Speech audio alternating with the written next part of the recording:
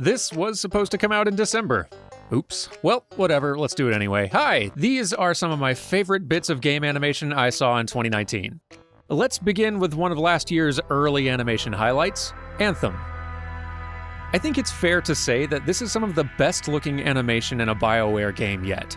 Characters are generally the highlight of any great BioWare experience, and I don't think I was prepared for how much performance capture was going to add to that.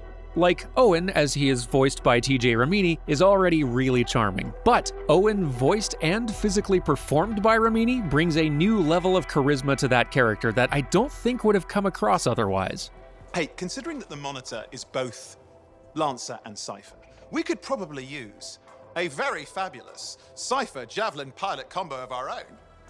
Owen, be patient. Of course, most of your NPC interactions use this game's conversation animation system, and there are some gains on that front too, but seeing characters like these brought to life with more natural performance detail and cinematics really makes me excited for future BioWare projects.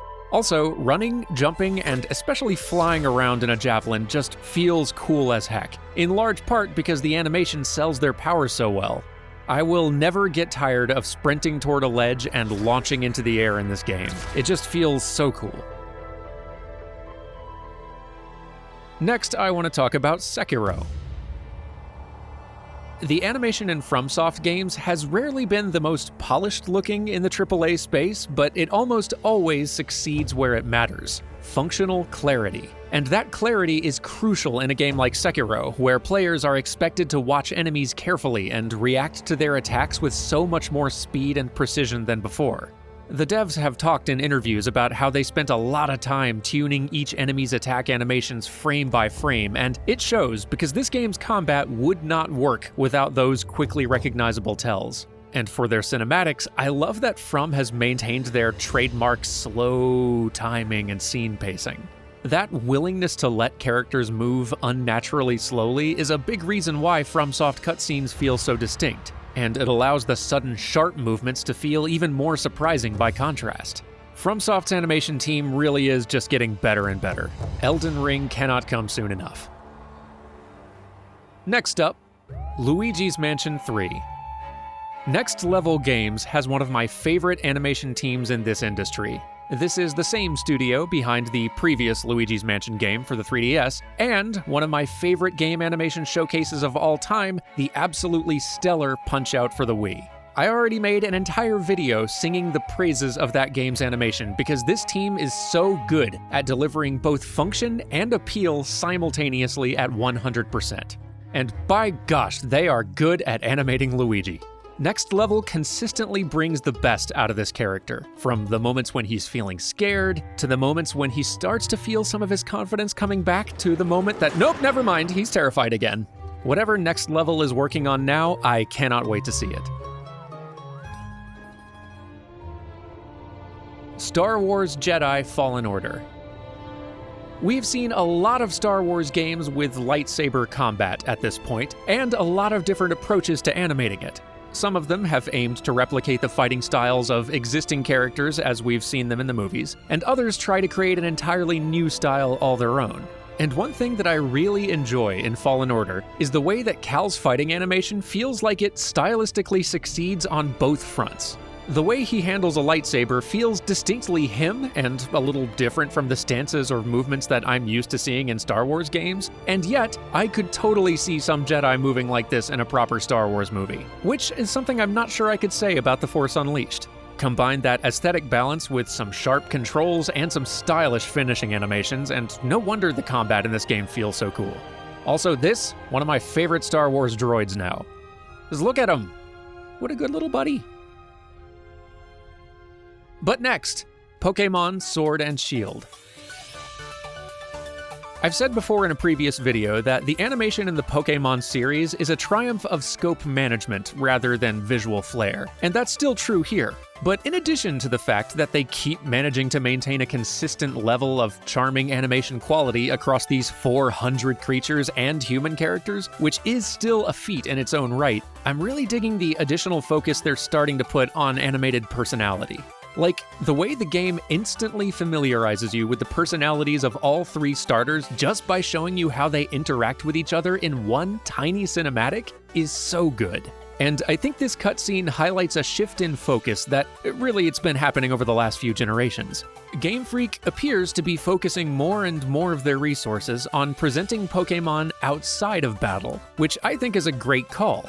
Because one of the core elements of the Pokémon fantasy is just living and traveling with your team of creatures, and the earliest Pokémon games just couldn't provide that. So I really love the idea of the franchise making that a higher priority now, because that's where your Pokémon's ability to express themselves really shines. I think it's telling that almost every time I've seen people showing off their team online or sharing clips from their own game, those clips tend to be video of their Pokémon being goofballs in the camp. So yeah, real excited to see where Game Freak takes things from here. Now, high-quality, traditional hand-drawn animation is something of a rare treat in games, so I'm always grateful to see the Banner Sagas and the Cupheads and the Hollow Knights out there keeping that torch lit. And this year's hand-drawn champion was Indivisible. It is real fun seeing the Skullgirls crew try on a new genre. I love these characters. I love their designs, and their combat animations are just loaded with great little details. The team even brought in Studio Trigger to animate the game's openings. Come on. If you are enjoying the look of this right now, I recommend picking it up, because not only is this game loaded with charm, but you just don't see games that look like this coming out every day. And frankly, I want to see studios like Lab Zero, MDHR, Stoic, and Team Cherry able to keep doing what they are doing. But moving on, there were a lot of extremely AAA games raising the bar on photorealistic human game character animation this year. Devil May Cry 5, Modern Warfare, Resident Evil 2, Death Stranding, lots of extremely impressive work. I can't imagine the hundreds of hours it took hundreds of people to make all this. But the one team that I would like to call out in particular is Remedy Entertainment for their work on Control. I am legit impressed by the degree of subtlety in character face performances during some of these story scenes. Now, granted, certain moments and scenes can dip into the uncanny from time to time, but this game's setting already exists so deep in the uncanny that somehow those moments kind of just help contribute to the vibe.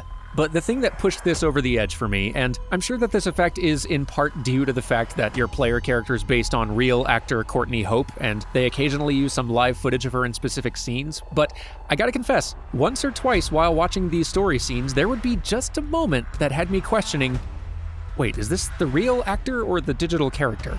And I can't remember a time where a game succeeded in making me unsure of that before. So kudos, Remedy, and good job making a darned cool game. But leaving the realm of the photoreal for a bit, let us all give thanks to the indie scene for blessing us with so much incredible pixel animation this year. Wargroove, Blasphemous, Cadence of Hyrule, Katana Zero for heck's sake. Y'all spoil us. I do want to give a special mention to one in particular though, and that is River City Girls. The Kunio-kun franchise has never had animation this gorgeous. Every character's moveset is just so fun to frame through. I highly recommend doing so yourself sometime. Misako's ragey headbutt, Kyoko's selfie parry, the book bag swing, the spinning power dab. How can you not love a brawler with movesets like this? I'm just so happy that games with pixel animation are not only surviving in the year 2019, but thriving.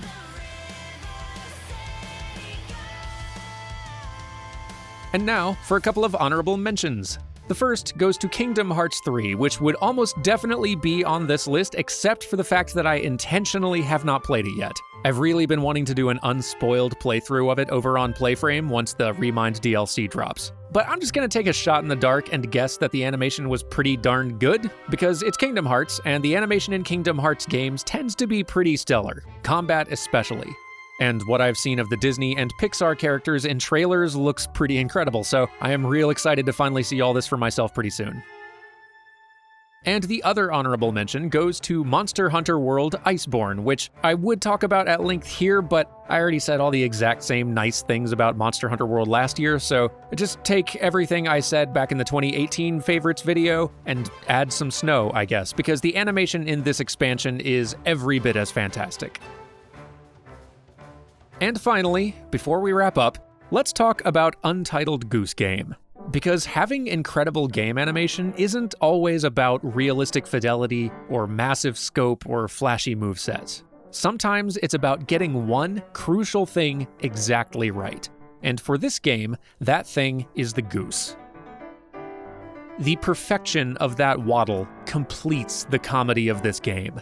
It's amazing. It puts you in the right frame of mind to be a dorky little nuisance almost instantly.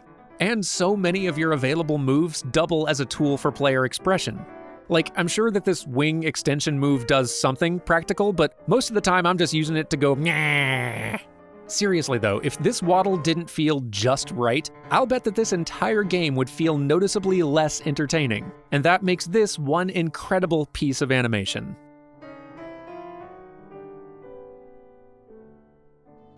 But I think that should do it. Did I miss anything? I mean, I will admit I haven't quite finished playing every single game that came out in 2019, so yes, probably I did miss something. But if you happen to know of any games with stellar animation that I didn't mention, please do call them out in the comments because I'm always eager to see something cool. And here's to all the great game animation coming in 2020. I have got a lot planned for New Frame Plus this year, so be sure to subscribe if you don't want to miss out. And consider supporting the show like all of these wonderful people. Thanks for watching, and I will see you next time.